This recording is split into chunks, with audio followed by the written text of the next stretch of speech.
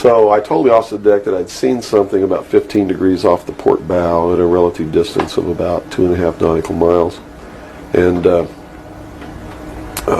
he began to look in that area.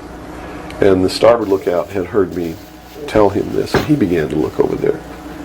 And while we were all three watching, either the same craft or another one exactly like it came down out of the clouds, tumbled again on its, why it did this maneuver, I don't know, but every single time it did it. It's like it came down in this attitude, and then it flipped over, and then entered the water. And the water just appeared to open up in front of it. It's just like the account in the Bible about the parting of the Red Sea. That's exactly what happened. The sea actually parted, and this thing went into the water, and it closed up behind it. And this big spray went up into the air. But it wasn't a spray from the craft hitting the water. It was a spray from the water coming back in to fill up this hole that had been created. And again, I'm thinking, this is incredible. What are we looking at here? And it was metal. It was a machine, and it wasn't glowing or anything like that. It didn't have any lights on it that we could see. But it was obviously metal, and it was obviously a machine. And although I can't tell you that there was anyone inside of it, I believe that there was. And it did something that, as far as I knew, was absolutely impossible.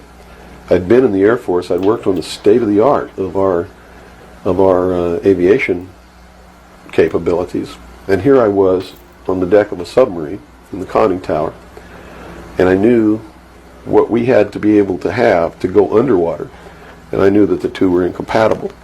Here's something that came from under the water and flew in the air and performed maneuvers, and then came back down and interfaced with the water at tremendous speed and remained intact. Which realistically, it never touched the water. The water sort of magically opened up in front of it, but something had to interface with that water. Anything that we had that interfaced with the water in that manner would have been disintegrated. So I told him the water in that manner would have been disintegrated. It's like hitting a brick wall. So I was looking at a technology that, as far as our laws of physics and what we knew at that time, didn't exist. This was in 1966.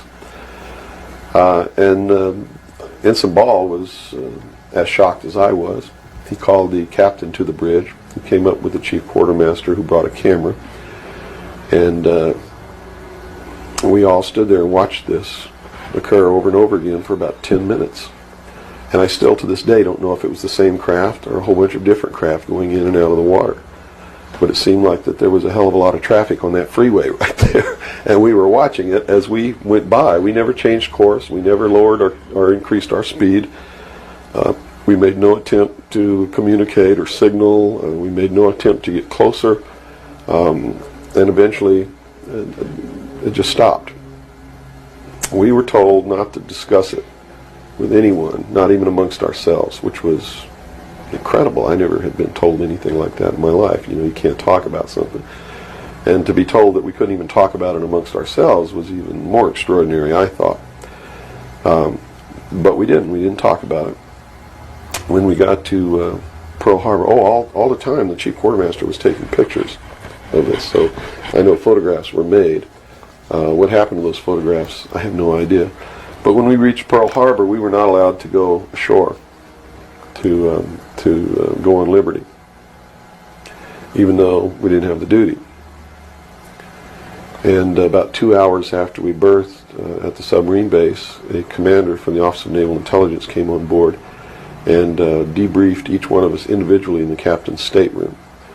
And the ultimate outcome of the debriefing was that we didn't see anything, we didn't hear anything, and we had to read rules and regulations that told us that if we ever talked about what it was that we didn't see, that we could be imprisoned, we could be fined $10,000, we could lose all pay and allowances due or ever to become due.